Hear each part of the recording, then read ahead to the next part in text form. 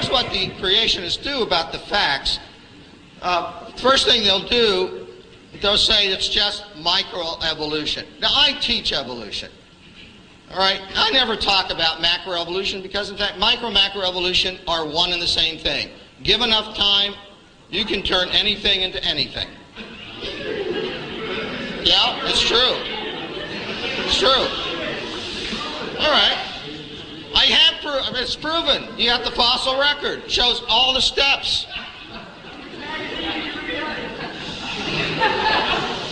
All right, so typically what the creationists do, they'll deny the existence of tens of thousands of transitional fossils. Go to a museum, look at the fossils yourself. They're there. First of all, fossils don't prove evolution. Okay? The fossil record is consistent with a story, a historical pattern. It's proven. You got the fossil record. It shows all the steps. Fossils don't prove evolution. And that's exactly what paleontologists work at. The fact that it's losing its legs and turning into a whale is not really, that's still an example for evolution. Yeah. Okay, go ahead. You can't go backwards. You can't go backwards? You can't go backwards, because there's no backwards. There's go backwards for evolution. Right. Okay. There's no forward. There's no forward, there's no backward. Just everything stays the same. It's change. You're a creationist, man. Everything stays the same. But now, if you find many fossils in the dirt, the fact that you find millions of fossils in the dirt, That's proof of a flood. now that's millions. That's millions of times.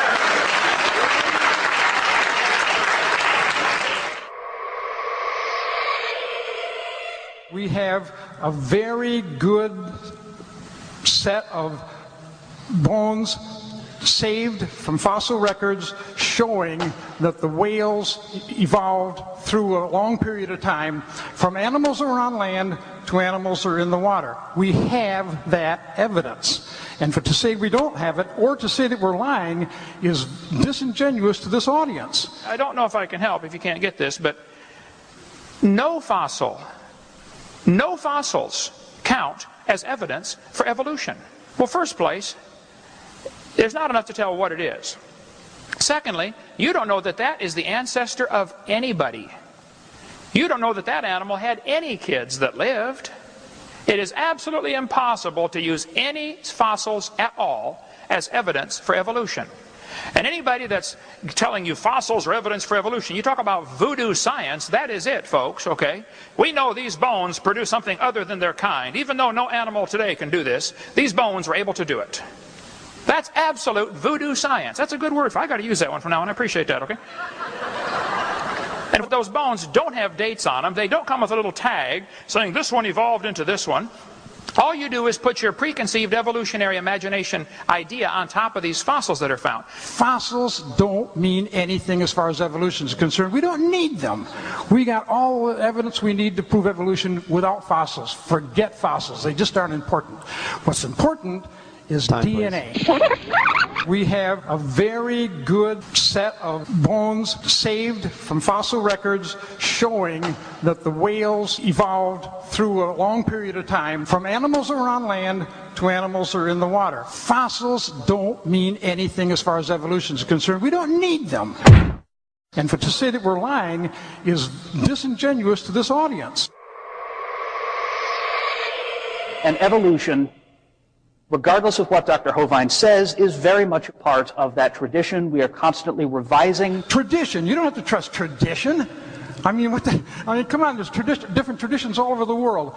But we can trust science because science should be the same all over the world. You start from very simple life and eventually you get everything that we have around us, from elephants to alligators to chimpanzees and everything in between. According to Chen, the fossils he's discovered turned Darwin's tree of life upside down. Darwin's tree reverse concept very unexpectedly. Our research convincing major phyla starting down below at beginning of Cambrian. Base is wide, gradually narrow, so this is almost turned on different way. Hi, Dr. Hogan. Hi, I forgot your name now. What is it? My name is Michelle Markstein, and I'm a postdoctoral fellow here in the Integrative Biology Department. I have a PhD in genetics. Here's an interesting fact.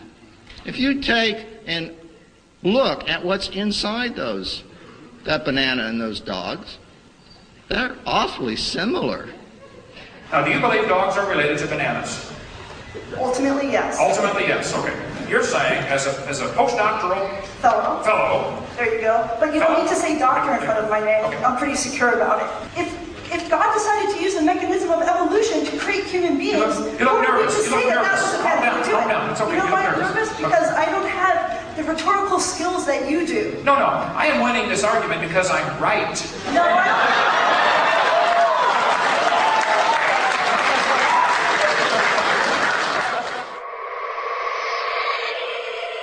Does that prove common ancestor, or could that prove common designer? That's where you're wrong. I think it does not prove conclusively. It supports the view of common ancestry. Why doesn't it support the view of common designer? Well, why would it support the view of a common designer? Well, why do all motorcycles made by Suzuki, Honda, and everybody else have 2 wheels, and all cars have 4 wheels? It's a common design. Machinery is a horrible example. This has nothing to do with living things. Explain to me what this has to do with a common designer, because I really don't get it. I'm sure you don't get it, but I'm going to try to help you. The similarity between a Honda Prelude and a Honda Accord are pretty striking. Yes, they're from the same maker, Honda. You got the point. You got the point. I do get the point. I believe in Christ. I believe He created certain things, but do you believe it's possible that wait. Do you believe it's possible that humans and apes have similarities because they simply have a common designer? Is that a possibility? That they're not even related, they're just the same guy designed them all? That can be a possibility, yes. What evolution do we have? What can we see? What examples do we have of evolution, regardless of the conditions, fast or slow? Please name your best one. Well, we talk to the fossil record, right? We talk to the obvious existence of extinct and ancient life forms that have all the appearance, unless you believe a very complicated conspiracy theory, they have all the appearance of being millions of years old, right? So the fossil record, the more we fill it in, the more complete it becomes and the more powerful it becomes as evidence for evolution. Fossils don't prove evolution. Fossils don't mean anything as far as evolution is concerned. We don't need them. If people have lower back pain, that would not be proof of an ape-like ancestor, and that would be the opposite of evolution. No, it would not be the opposite of Yes, it is. I would love to explain why it's not. Okay, where's an example of where we're gaining something new? We're gaining the ability to walk on 2 legs and thus have 2 appendages now ready to hold things. Who taught you that? And why did you believe it? I didn't teach you that. I'll come here more often. I gotta come here more often, that's just what I need. Okay. I'll come here as often as you can find somebody to debate me, brother. You can call me, I'll come. You all know that evolution argues that we share a common ancestor with the great apes, the chimpanzee, the gorilla, and the orangutan.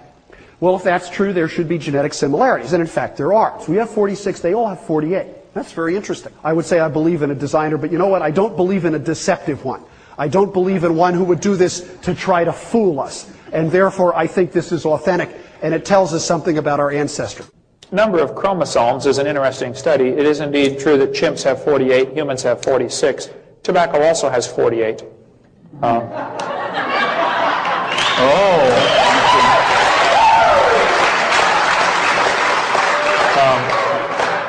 Amoebas have 50, and they say we came from an amoeba, yet they've got more chromosomes than we do. Chickens and dogs both have 78. They're identical twins. The fern has the most chromosomes. That's the ultimate goal of all evolution, to become a fern. So the similarities, I think, are evidence of a common designer.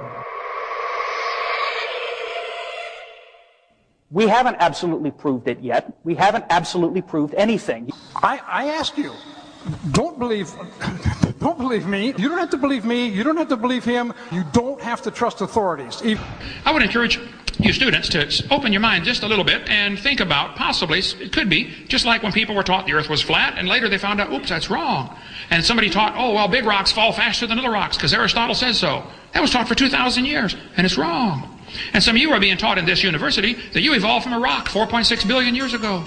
Well, it's wrong. You were designed by an all-wise, super-intelligent creator who loves you and would like to forgive your sin and take you to heaven, but if you want to go to hell, that's your business, okay?